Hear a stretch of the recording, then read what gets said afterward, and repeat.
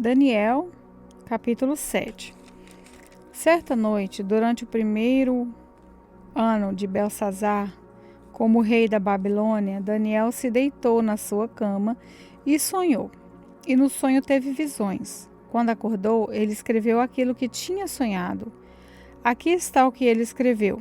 No sonho que tive, naquela noite, eu vi os ventos soprando de todas as direções e agitando as águas do mar imenso. De repente, saíram do mar 4 monstros enormes, diferentes uns dos outros. O primeiro parecia um leão, mas tinha asas de águia. Enquanto eu olhava, as suas asas foram arrancadas e ele foi posto de pé para que andasse como um homem.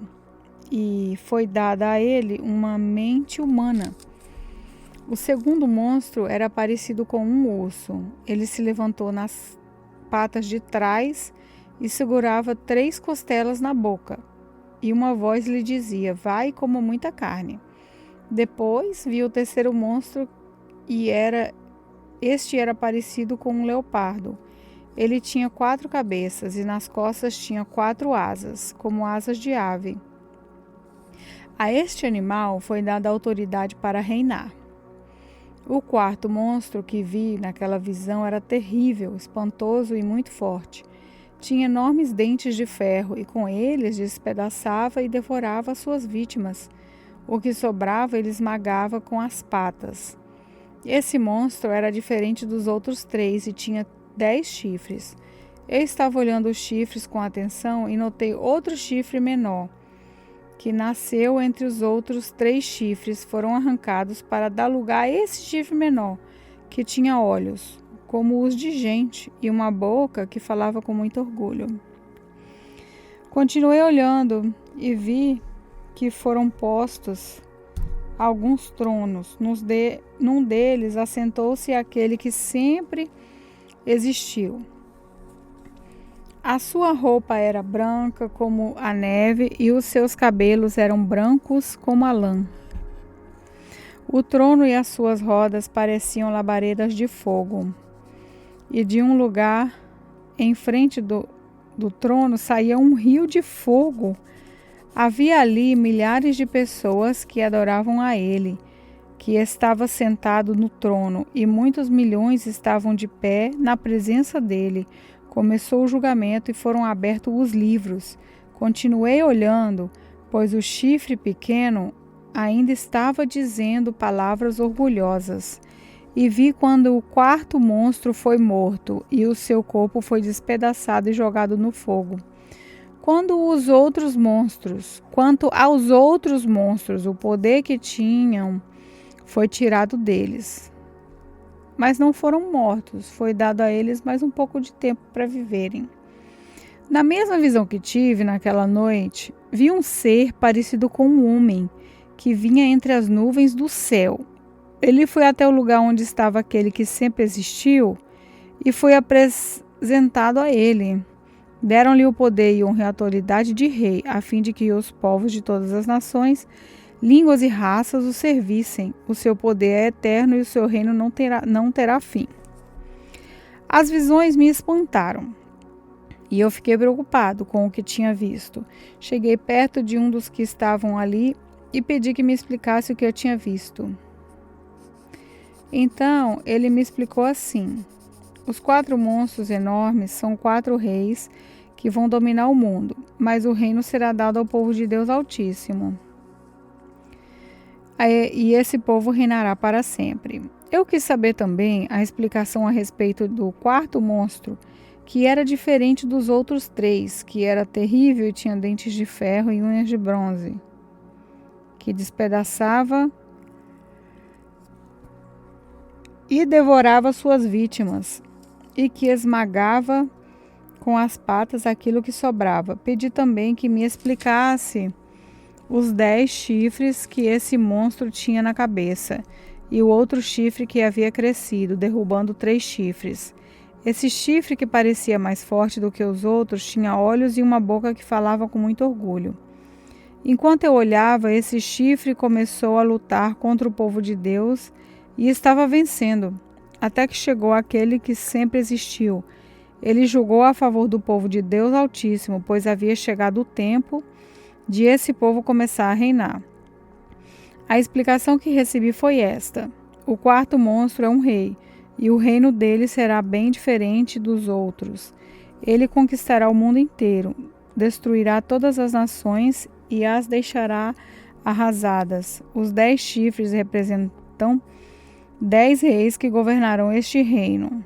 Depois deles aparecerá um outro que será diferente dos primeiros. Ele derrotará 3 reis. Ele falará contra Deus e perseguirá o povo do Deus Altíssimo. Procurará mudar a lei de Deus e os tempos das festas religiosas.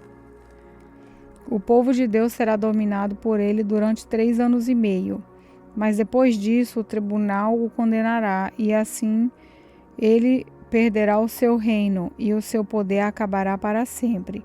Mas o reino, o poder e a glória serão dados ao povo do Deus Altíssimo, e eles governarão o mundo inteiro para sempre. Todos os outros povos os servirão, todos lhes obedecerão. Aqui termina a explicação. Eu continuei muito preocupado com os meus pensamentos, e o meu rosto ficou pálido, mas eu não disse nada a ninguém. Daniel, capítulo 8. No 3º ano do reinado de Belsazar, eu tive outra visão. Parecia que eu estava na beira do rio Ulai, em Suzã, uma cidade cercada de muralhas que fica na província de Elam. De repente, vi perto do rio um carneiro que tinha 2 chifres compridos. Um deles tinha nascido depois do outro, mas era mais comprido. O carneiro estava dando chifradas para o oeste, para o norte e para o sul, e nenhum animal ou pessoa podia resistir ou escapar dos seus ataques. Ele fazia o que queria e ficava cada vez mais poderoso. Eu estava pensando nisso quando vi um bode que vinha do oeste correndo tão depressa que as suas patas nem tocavam o chão. Ele tinha um chifre só, bem grande, que ficava entre os olhos. Correu até o lugar onde estava o carneiro que eu tinha visto perto do rio e o atacou com toda força. Eu vi o bode furioso atacar o carneiro e quebrar os 2 chifres dele. Depois o carneiro não tinha força para se defender. O bode jogou o carneiro no chão e o pisou com as patas, e ninguém podia salvar o carneiro na fúria do bode. Ele ficou ainda mais poderoso, mas quando o seu poder chegou ao máximo, o seu chifre foi quebrado, e em lugar dele nasceram 4 chifres compridos, que cresceram para o norte, para o sul, para o leste e para o oeste. De um desses chifres nasceu um chifre pequeno que foi crescendo e se estendendo para o sul, para o leste e para a terra prometida. Cresceu tanto que chegou até o lugar onde está o exército do céu, que são as estrelas. Jogou na terra algumas delas e as pisou. Chegou até a desafiar o comandante desse exército. Acabou com os sacrifícios diários que eram oferecidos a este comandante e deixou o seu templo todo estragado. Em vez do sacrifício diário, foi apresentada uma oferta nojenta. Ele acabou com a verdadeira religião e tudo o que fez deu certo. Depois ouvi 2 anjos conversando. E um perguntou ao outro: quanto tempo vai durar aquilo que apareceu na visão? Por quanto tempo essa oferta nojenta será apresentada em lugar de sacrifício diário? Por quanto tempo ficará estragado o templo e derrotado o exército do céu? E ouvi a resposta: tudo isso vai acontecer depois de 2.300 tardes e manhãs. E durante esse tempo não serão oferecidos sacrifícios. Depois disso, o templo será purificado. Eu estava procurando entender o que tinha visto, quando apareceu na minha frente um ser que parecia um homem. Eu ouvi sua voz, que vinha do rio Ulai, e ele gritou assim: Gabriel, explique a visão a esse homem. Aí Gabriel chegou mais perto de mim e isso me deixou muito assustado. Eu me ajoelhei e encostei o rosto no chão. Ele disse: Você, homem mortal, precisa entender a visão, pois ela é a respeito do tempo do fim. Ele ainda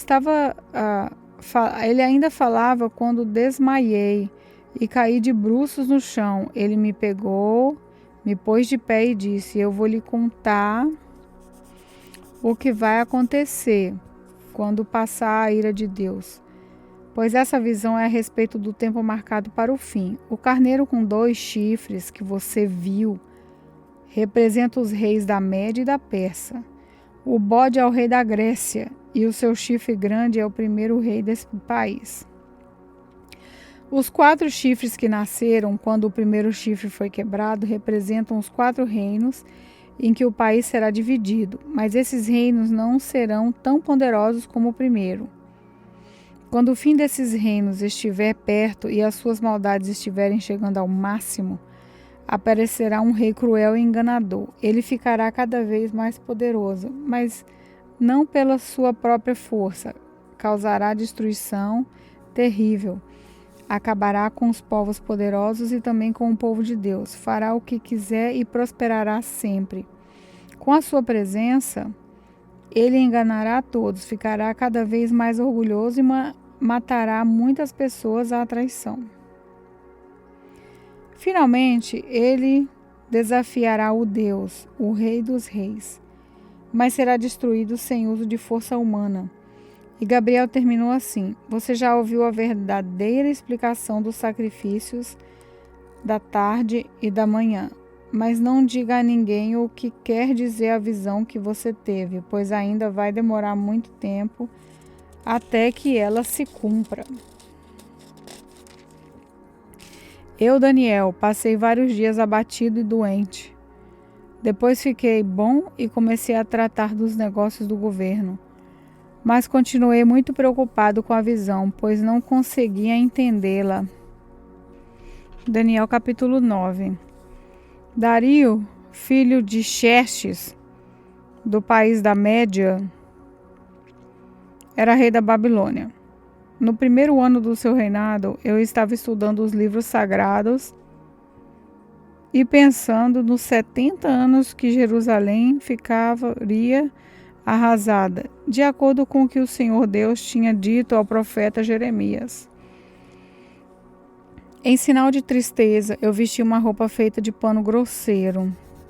Sentei-me sobre cinzas, deixei de comer e orei em fervor ao Senhor, fazendo-lhe pedidos e súplicas. Orei ao Senhor, meu Deus, e fiz o seguinte confissão: Meu Deus, tu és grande e poderoso, tu guardas a aliança que fizeste com os que te amam e obedecem os teus pensamentos, e sempre lhes dá provas do seu amor. Nós temos cometido pecados e maldades, fizemos coisas más e nos revoltamos contra ti, desobedecemos às suas leis e os seus mandamentos.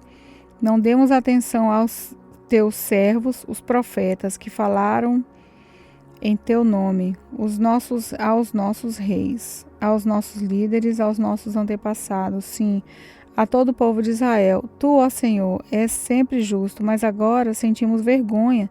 Nós, o teu povo, tanto os que vivem na Judéia e em Jerusalém, como os que tu espalhaste pelos países de perto e de longe. Tu fizeste isso porque eles se revoltaram contra ti. Os nossos reis, os nossos líderes, os nossos antepassados, todos nós temos pecado contra ti, ó Senhor, e por isso estamos envergonhados. Mas tu és misericordioso e estás pronto para nos perdoar, mesmo quando nós revoltamos contra ti. Desobedecemos à tua ordem, ó Senhor nosso Deus, e não seguimos as leis que nos deste por meio dos seus servos, os profetas. Todo o povo de Israel quebrou os seus mandamentos e não obedeceu às suas ordens. Pecamos contra ti e por isso fizeste cair sobre nós as maldições e as desgraças que estão escritas na lei de Moisés, servo de Deus. Tu cumpriste as ameaças que fizeste contra nós e contra os nossos líderes, e nos castigaste duramente. Nunca, em lugar nenhum, houve uma desgraça tão grande como a que caiu sobre Jerusalém. E isso aconteceu de acordo com o que está escrito na lei de Moisés.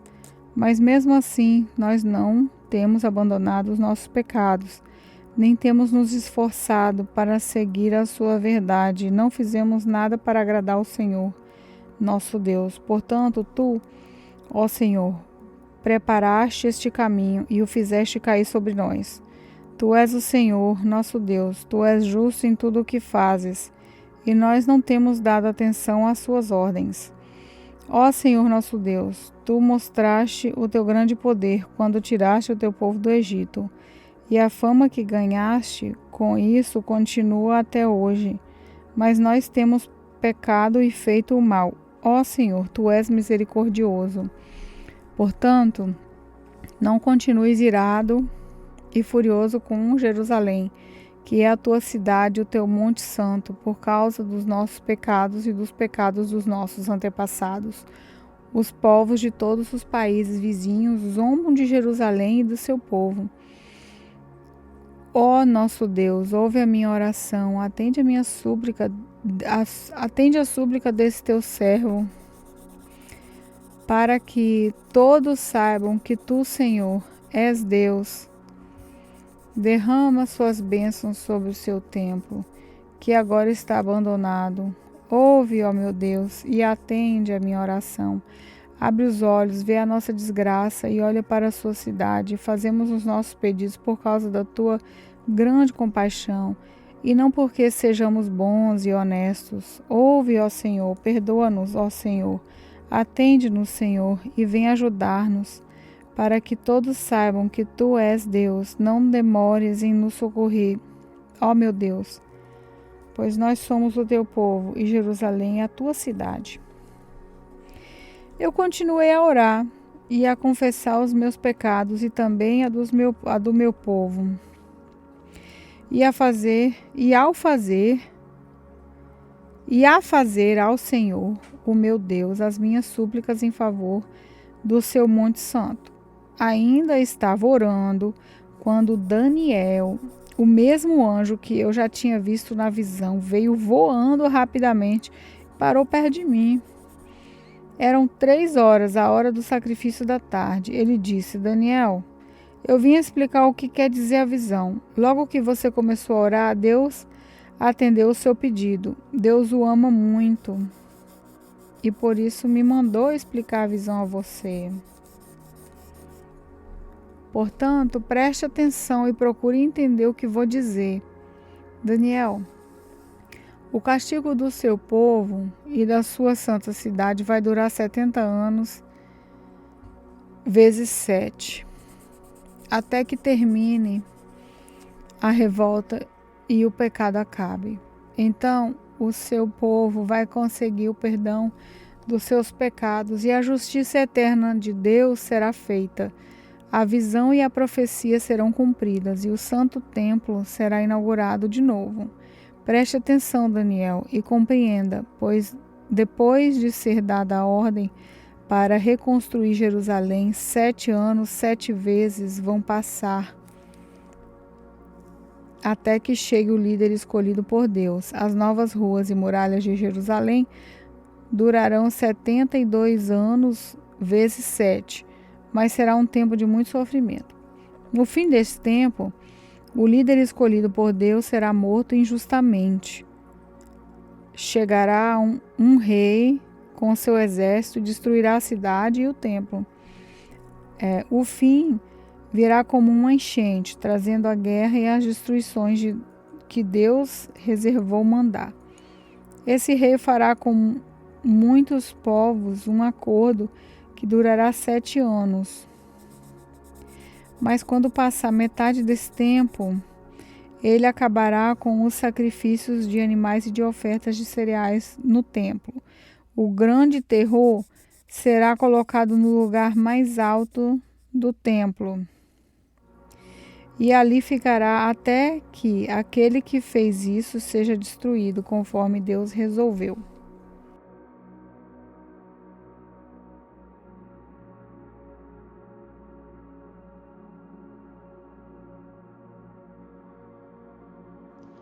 Eu sou a pastora Betânia Friaça, da Lagoinha, Lisboa.